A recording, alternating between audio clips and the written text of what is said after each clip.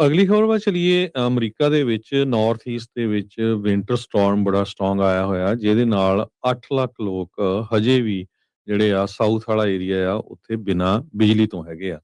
ਕਈ ਜਗ੍ਹਾ ਦੇ ਉੱਤੇ ਤਾਂ 2-2 ਫੁੱਟ ਜਿਹੜੀ ਸਨੋ ਪਈ ਹੈਗੀ ਆ।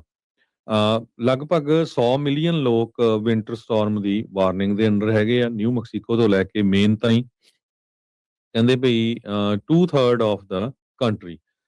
ਤੇ ਇਸ ਸਟਾਰਮ ਦੇ ਨਾਲ ਟੈਂਪਰੇਚਰ ਕਈ ਏਰੀਏ ਦੇ ਵਿੱਚ -20 ਡਿਗਰੀ ਤੱਕ ਵੀ ਪਹੁੰਚ ਚੁੱਕਾ ਹੈਗਾ। ਹੁਣ ਤੱਕ 11,000 ਯੂਐਸ ਦੀਆਂ ਜਿਹੜੀਆਂ ਫਲਾਈਟ ਸੀਗੀਆਂ ਸੰਡੇ ਨੂੰ, ਉਹ ਸੈਚਰਡੇ ਸੰਡੇ ਹੋਣੀਆਂ ਸੀਗੀਆਂ, ਉਹ ਕੈਂਸਲ ਹੋ ਚੁੱਕੀਆਂ ਤੇ ਅੱਜ ਵੀ ਸੋਮਵਾਰ ਨੂੰ ਵੀ 4,000 ਫਲਾਈਟਸ ਕੈਂਸਲ ਹੋ ਚੁੱਕੀਆਂ ਹੈਗੀਆਂ। flightaware.com ਦਾ ਜਿਹੜਾ ਵੈਬਸਾਈਟ ਆ ਉਹਦੇ ਮੁਤਾਬਕ ਇਹ ਦੱਸਿਆ ਗਿਆ ਹੈਗਾ। ਪ੍ਰੈਜ਼ੀਡੈਂਟ ਡੋਨਲਡ ਟਰੰਪ ਉਹਨਾਂ ਨੇ ਫੈਡਰਲ ਐਮਰਜੈਂਸੀ ਡਿਜ਼ਾਸਟਰ ਡੈਕਲੇਰੇਸ਼ਨ 2 ਦਰਜਨ ਸਟੇਟਾਂ ਦੇ ਲਈ ਜਿਹੜਾ ਡਿਕਲੇਅਰ ਕਰ ਦਿੱਤਾ ਹੈਗਾ। ਨਿਊਯਾਰਕ ਦੇ ਗਵਰਨਰ ਕੈਥੀ ਹੋਚਲ ਉਹਨਾਂ ਨੇ ਕਿਹਾ ਵੀ ਉਹਨਾਂ ਨੇ ਨੈਸ਼ਨਲ ਗਾਰਡ ਜੋ ਆ ਟਰੂਪਸ ਉਹਨਾਂ ਨੂੰ ਮੋਬਿਲਾਈਜ਼ ਕਰ ਦਿੱਤਾ ਨਿਊਯਾਰਕ ਸਿਟੀ, ਲੌਂਗ ਆਈਲੈਂਡ, ਹਡਸਨ ਵੈਲੀ ਦੇ ਵਿੱਚ।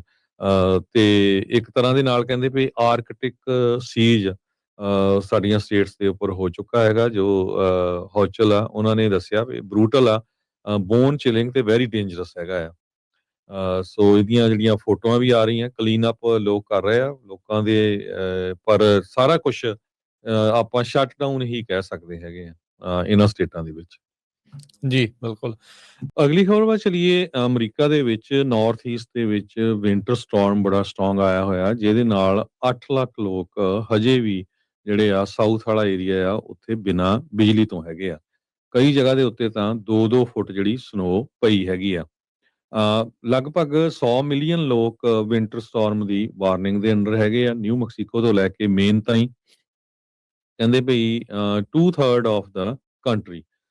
ਤੇ ਇਸ ਸਟਾਰਮ ਦੇ ਨਾਲ ਟੈਂਪਰੇਚਰ ਕਈ ਏਰੀਏ ਦੇ ਵਿੱਚ -20 ਡਿਗਰੀ ਤੱਕ ਵੀ ਪਹੁੰਚ ਚੁੱਕਾ ਹੈਗਾ। ਹੁਣ ਤੱਕ 11,000 ਯੂਐਸ ਦੀਆਂ ਜਿਹੜੀਆਂ ਫਲਾਈਟ ਸੀਗੀਆਂ ਸੰਡੇ ਨੂੰ, ਉਹ ਸੈਚਰਡੇ ਸੰਡੇ ਹੋਣੀਆਂ ਸੀਗੀਆਂ, ਉਹ ਕੈਂਸਲ ਹੋ ਚੁੱਕੀਆਂ ਤੇ ਅੱਜ ਵੀ ਸੋਮਵਾਰ ਨੂੰ ਵੀ 4,000 ਫਲਾਈਟਸ ਕੈਂਸਲ ਹੋ ਚੁੱਕੀਆਂ ਹੈਗੀਆਂ। flightaware.com ਦਾ ਜਿਹੜਾ ਵੈਬਸਾਈਟ ਆ ਉਹਦੇ ਮੁਤਾਬਕ ਇਹ ਦੱਸਿਆ ਗਿਆ ਹੈਗਾ।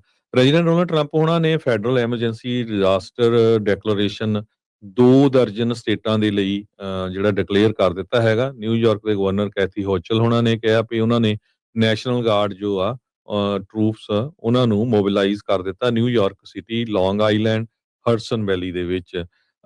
ਤੇ ਇੱਕ ਤਰ੍ਹਾਂ ਦੇ ਨਾਲ ਕਹਿੰਦੇ ਵੀ ਆਰਕਟਿਕ ਸੀਜ ਸਾਡੀਆਂ ਸਟੇਟਸ ਦੇ ਉੱਪਰ ਹੋ ਚੁੱਕਾ ਹੈਗਾ। ਜੋ ਹੋਚਲ ਆ ਉਹਨਾਂ ਨੇ ਦੱਸਿਆ ਵੀ ਬਰੂਟਲ ਆ, ਬੋਨ ਚਿਲਿੰਗ ਤੇ ਵੈਰੀ ਡੇਂਜਰਸ ਹੈਗਾ ਆ। ਸੋ ਇਹਦੀਆਂ ਜਿਹੜੀਆਂ ਫੋਟੋਆਂ ਵੀ ਆ ਰਹੀਆਂ, ਕਲੀਨ ਅਪ ਲੋਕ ਕਰ ਰਹੇ ਆ ਲੋਕਾਂ ਦੇ, ਪਰ ਸਾਰਾ ਕੁਝ ਆਪਾਂ ਸ਼ਟ ਡਾਊਨ ਹੀ ਕਹਿ ਸਕਦੇ ਹੈਗੇ ਆ ਇਹਨਾਂ ਸਟੇਟਾਂ ਦੇ ਵਿੱਚ।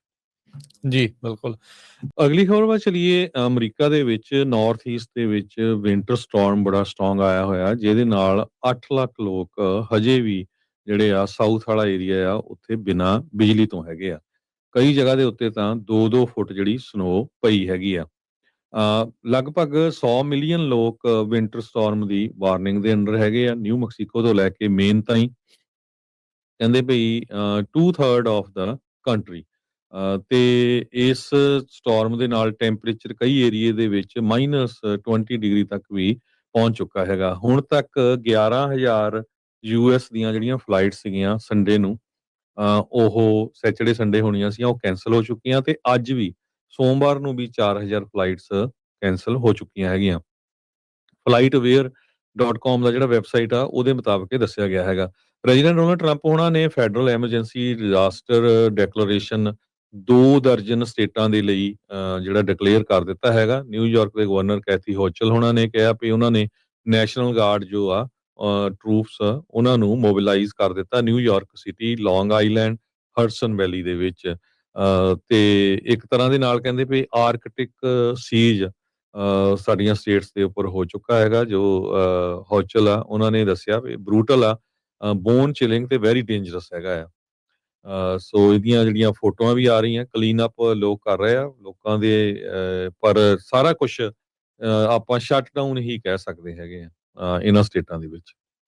ਜੀ, ਬਿਲਕੁਲ।